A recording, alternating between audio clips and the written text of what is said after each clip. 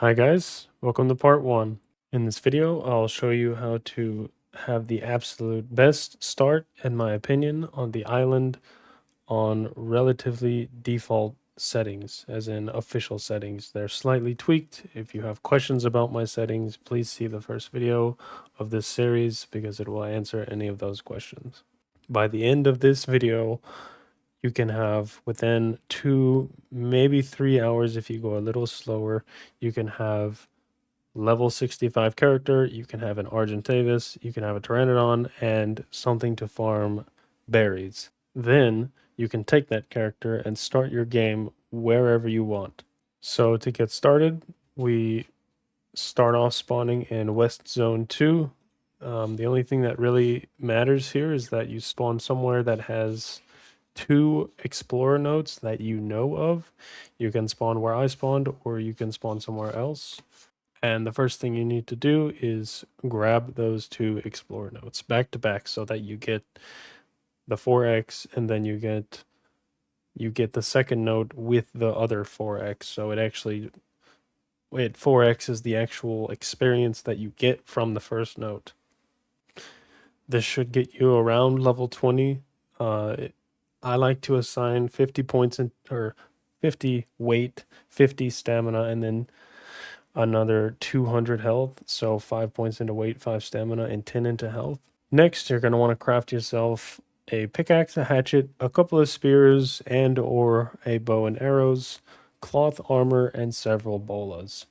If you're struggling to find hide, just run around wherever you spawned. I would recommend West Zone 2 like I spawned in, but you want to kill dillos and dodos, compies, lystrosaurus, anything small until you can get, I think it's 3 hide to make a bola, and then you can use those bolas to kill bigger things like parasaurs, and as long as you're a moderately skilled player, you can also kill raptors.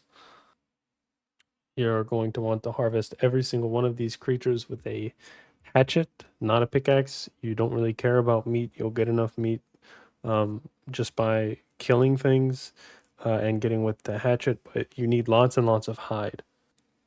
I personally like to stack maybe 30 arrows. I like to have, honestly, like 8+ bolas. I just don't like bothering with them. Once you've done this, you can go ahead and craft yourself a campfire and cook up any meat that you have while you're gathering. And your next goal right now is to make a raft as soon as possible. Best case scenario, you make the raft while you have the explorer note, so you get the 4x multiplier on that because they give a decent amount of experience. As a little side note, if you go into the water, you can harvest the plants underwater, and they will give you fiber and not a bunch of other crap like berries and seeds. This is really nice for harvesting just fiber. Just be careful of the piranhas, and you can use this to get enough fiber for basically everything until you have a sickle. So once you have enough fiber, you can then go and keep getting hide, and the goal right now is to craft a raft. I would recommend, if you don't have enough time to craft the raft during your explorer note buff, that maybe you died or something, you really probably want to go ahead and get another note and then make the raft. It's probably worth doing. Maybe just make a box, a large storage box, and put the materials in it, and go find yourself another note, because the amount of experience it's honestly substantial, and it should get you almost all the way to a Pteranodon saddle level. I think it's 38. Once you have acquired a boat and you have placed the boat, you can go ahead and put your campfire, and I would recommend making at least a sleeping bag, if not like an actual bed, and placing that on the raft before we head out. So now you're going to want to go ahead and take your raft over to Herbivore Island, which is the bottom right corner of the map. It is an island composed only of herbivores and, for some reason, pteranodons. You absolutely do not want to go into the deep water until you absolutely have to. Just stay right on the shore as close as you can without being close enough to aggro like raptors and stuff. So just hug the shoreline until you get there and then just go directly across. And even if there is the whales that attack your boat, even if there is one over there, it won't have time to kill you before you get over to the island. Worst case scenario, you just have to repair your raft and then you can take it back whenever we're done here. The next objective is optional. You can do one of two things. It doesn't matter to me which one you do first. One, tame a parasaur, and two, craft a mortar and pestle. If you happen to get tranquilizer arrows from any of the drops or something like that, or if you feel like you can knock them out with a slingshot, go for that too. That's fine. The objective here is to tame one parasaur and to get metal tools. So I generally will, if I find arrows, I'll just knock out the parasaur while I work on the tools. You're going to want to get, with your stone pickaxe, you're going to want to get a 12 raw metal. You don't need more than that. You're just wasting your time after that. 12 raw metal, exactly. Use that 12 raw metal, make yourself a forge, and then smelt that raw metal into 6 ingots. And then you can use those 6 ingots to make one smithy and one metal pickaxe. The metal pickaxe gets substantially more metal than any stone pickaxe, even if it's ascendant. Just don't do it. Just use the metal pickaxe all the time, anytime you're getting metal. And the second objective was to tame a parasaur. You can either make a mortar and pestle and hand pick berries, or try to knock it out with a slingshot. It's up to you, but the objective is to tame a parasaur. The higher level, the better in general. They have more weight and stamina. The one I settled on, I think, was like 60 or something. It was just the highest one on the island. It's not that important. You can just pick whichever one you really want to. It can be even level 10. It's fine. Once you have metal tools and a parasaur, you can then, I would recommend farming a couple metal nodes with your metal pickaxe. You can use the parasaur to follow you around and load it up with at least like 3 or 4 of the metal nodes, if not all of them. You're going to want this metal just for, general use later on. And go ahead and craft yourself a crossbow. You definitely want a crossbow. Once you have a crossbow, metal tools, and the parasaur, then you're going to want to look around on Herbivore Island for as high of a level of Pteranodon as possible. Anything over level 100 will work. If it's less than that, it can work, assuming you're at least somewhat decent player. If you're brand new to the game, you may kill them off until a higher level one spawns. Whenever you find one that you are either comfortable with or one over 100, obviously 150 is the best, but you're going to want to bola it and pop them in the head with some trank arrows. It should only take 2, maybe 3 with the crossbow.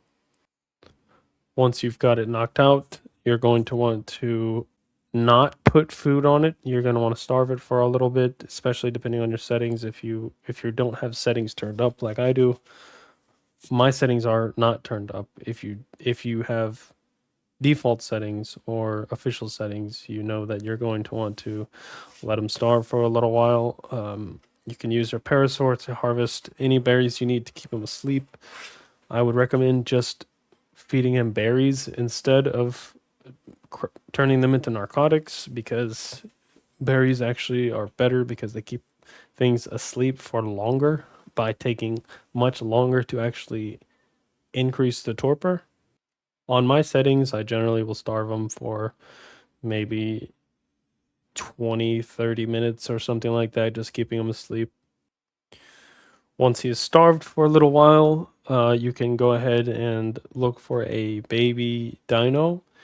This part can be somewhat RNG based, or it could also be somewhat skill based. If you're a decent player, you can kill stegos and trikes and then kill their babies. But I wouldn't recommend doing that if you're a new player. The best case scenario is you find a baby, a Phiomia with its baby, because those are easy to kill and they give way more than enough meat. Then you can go ahead and put that prime meat from the baby on the Pteranodon. And if you just absolutely cannot find a baby, you can take your raft back across and see if you can find babies over there. But I don't think it will be that difficult. There's generally they're pretty easy to find. Okay, so you now have a Pteranodon, you have a raft, you have a parasaur. These are three of the most important parts of this beginning step. Next, you're going to want to craft yourself somewhere between 2 to 4 mortar and pestles. You are going to want to kill lots and lots of creatures on Herbivore Island, probably especially Phiomias. And you're going to want to collect about 400 spoiled meat. Then you're going to want to divide that spoiled meat between your mortar and pestles, and you're going to then want to pick up explorer notes and then um, queue all of that spoiled meat and narco berries into narcotics. This is how you're going to reach level 62 plus. Narcotics give tons and tons of experience, but if you only have one mortar and pestle, it won't craft them fast enough to get you to 62 before your explorer notes run out, assuming you didn't get 4 or 5 explorer notes, but there are several on the island, Herbivore Island. So at this point in the game, you now are high enough level to have an Argentavis. You can tame an Argentavis and make a saddle.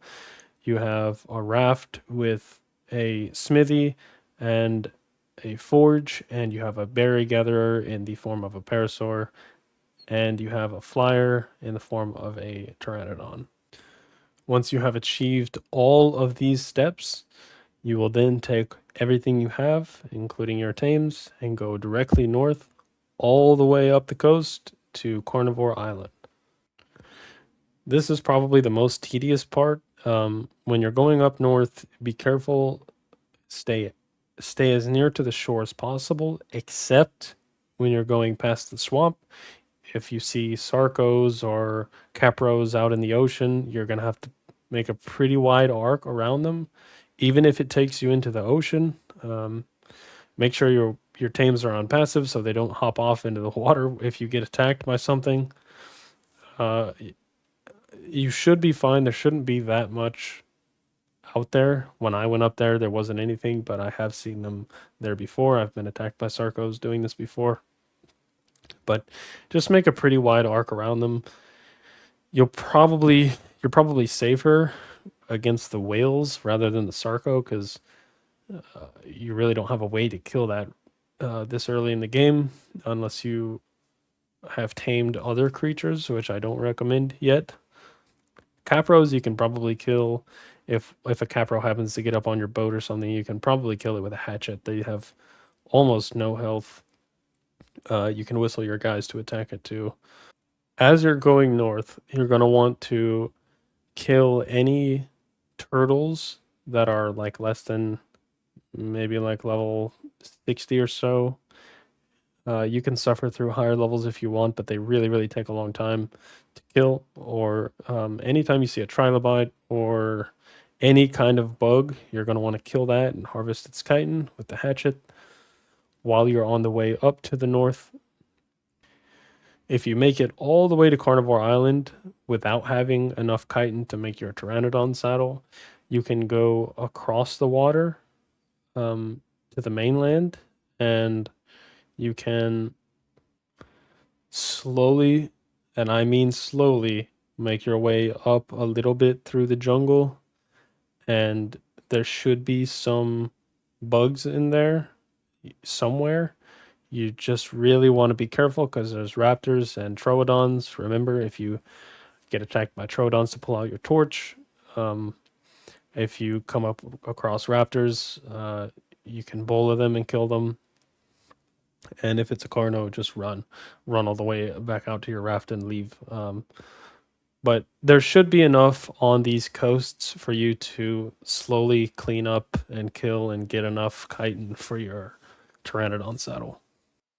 You need a total of 225 chitin slash keratin to make both saddles, and you also need quite a bit of hide. I think it's like over 400 hide. Once you have your pteranodon saddle, though, you should be okay. You can then take your raft across from Carnivore Island. You're going to want to either make the same trap as me, which is gates. A lot of people will use multiple gates. I just use two. A lot of people use like 3 or 4 or 5 gates in a row to make a tunnel. And I only need 2. If you're a decent player, you can probably go ahead and get away with 2 like I do in this video. This is going to be a trap for our Argentavis. If you have another trap, I know there are cheaper traps. Fine, whatever, you can make those. Whatever you need to do to trap your RG, if you know a better way to do it, then go ahead and use your method. This is just the way that I've always done it, and it doesn't take that long to make the gates. When you have your trap built and you're ready to actually go tame your RG, before you do that, you need to take a quick trip over to this mountain where directly across from Carnivore Island, there's a mountain with crystal on the top. You need to be careful up here because there are saber-tooths sometimes and hyenodons. There's a couple of things that can spawn up here. Just lead them off the cliff with your pteranodon. Just be careful because pteranodons have like no stamina. And it's important that you have the spyglass so you can pick out the highest level RG on Carno Island. And of course, if you're able to, if you want to, you can tame an RG anywhere on the map. This is up to you. I generally will just pick the highest one on Carnivore Island to start, and then use that RG to get my next RG. If I get lucky, obviously, I'll tame like a max level on Carnivore Island as my first one. It's happened before, but it doesn't happen in this playthrough. So you're going to want to set up your trap on the south end of Carnivore Island. There are a couple of little tiny islands where the dinos and stuff, the wild creatures, just don't go over there. There's also a note there if you want to get that too. It's up to you at this point. I would recommend not getting notes because you can also use them on your creatures. At least if you do get it, make sure you're on your Pteranodon so he gets it also. I almost always get notes in pairs, especially on a brand new creature. I'll pick up one note and then immediately pick up another one, and that would generally get them a decent amount of levels. I think it's like 20 something levels. Once you have your trap set, you can go and pick out your highest level, or I suppose you could pick out whatever's the prettiest RG. You're gonna want to go find whatever RG you want and take it over to your trap. Go ahead and use a crossbow and tame that up. The thing I do with RGs when I tame them, I know there's tricks where you can like feed them something right before you knock them out, and they'll get that healing buff, and then that'll drain their food and all that. I don't really do all that. I just knock them out the good old-fashioned way and then leave them.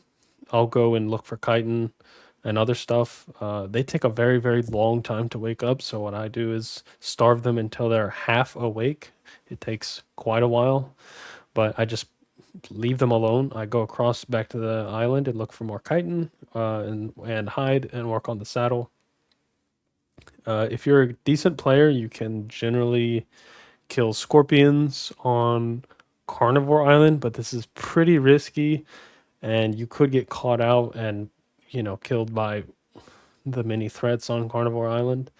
And scorpions really don't give that much chitin. You would think they would, but they only give like 30. I think I've even seen them give like 12 or something ridiculous like that. Trilobites are your absolute best go-to. Um, and I guess turtles are okay. Turtles give like 12 or something. It's not much, but they're very, very easy to kill. Um, so I mean, once the RG is halfway awake, you just repeat the same cycle as you did with the Pteranodon. You just hop on your Pteranodon, and now you can actually find a baby and pick it up with the Pteranodon, as long as it's not like a Rex baby or something. You can pick up raptors or saber-tooth babies and just fly them over to your RG and, kill them and give the RG the prime meat. You'll probably need like, I don't know, a safe number would be like 25 or something. It all depends on your settings, but I think at the most you'll need like 25 or 30. That's on times 1 settings, and I'm playing on times 2. Once you have your RG tamed, you are then set to fly back over to your base. If you need to, you can go ahead and um, get some more chitin and make the saddle. You have to rush as fast as possible to get the saddle, because the RG opens the game to you. It lets you do anything that you want. And at this point, you are now the proud owner of an Argentavis that you can then use to tame a better Argentavis if you want to. If you made your gates out of stone, you can then pick them up and reuse them somewhere else if you find a higher level RG. You have a raft, a smithy, a forge, mortar and pestles, lots of narcotics. You have a pteranodon, you have an RG, and you can basically go anywhere. If you're playing single player like I am, you can pick all of this stuff up. Your RG can probably carry all of it, and you can start your base wherever you'd like. I usually play in this top right corner, straight across from Carnivore Island. Uh, the main reason being because it's just very close to a lot of very valuable tames, and there happens to be a lot of yellow and red and sometimes purple drops here that you can get. Sometimes they'll drop straight into your base, honestly, but this is where I will be building for the rest of this series. And if you would like to go somewhere else, you can pick your Parasaur up with the RG and have the Pteranodon follow you, and you can take off into the sunset and build anywhere you'd like. I would highly recommend staying away from the redwoods and the swamp and probably the ice biome. Um, there are plenty of videos that show good base locations. And that is how you have, in my opinion, the absolute best PvE start on default / slightly raised settings. I'm on 2x taming and 2x harvesting, but I wasn't even on 2x taming or 2x harvesting until I reached Herbivore Island. That's when I actually turned them on. It was an accident. And yeah, that is the end of part 1. You're moderately high leveled. You have powerful tames. You have the means to make more trank arrows. You have the means to kill almost anything on the map. You can probably get into some dangerous things with like Rexes and stuff if your RG isn't that good, but you're going to want to probably use that RG to tame another RG as soon as possible. A good one that's like 140 plus. And hopefully it didn't take you too long to get here. It took me about 2 hours and 20 minutes. If I was really, really pushing for it, I could probably do it in an hour and a half. But it's okay if it takes a little longer. It doesn't really matter. Even after like 5 hours, a lot of especially newer players won't even they won't even have foundations yet. And it's not their fault, of course, but that's the point of these videos, is to help guide people down the right path to beat this map. I hope I at least helped, or I hope you learned something useful, and I will see you in part 2.